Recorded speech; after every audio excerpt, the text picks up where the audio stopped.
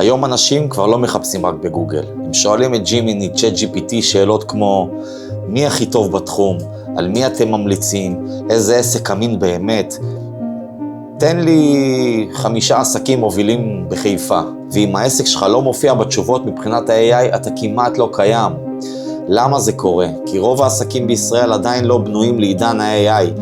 אין להם מספיק אזכורים ברשת, התוכן באתר שטחי מדי, אין סכמה נכונה באתר, אין סמכות דיגיטלית ואין נוכחות אמיתית במקומות שה-AI לומדים מהם. ופה בדיוק נכנס ה-GEO. זה לא רק SEO רגיל, זה לגרום למנועי ה-AI להבין מי אתה, במה אתה מומחה ולמה כדאי להציג דווקא אותך. עסקים שכבר עובדים נכון עם GEO מתחילים לקבל לקוחות ישירות מה-Chat GPT ומה-Gemini. השאלה היא לא אם זה העתיד, השאלה אם העסק שלך יהיה חלק ממנו.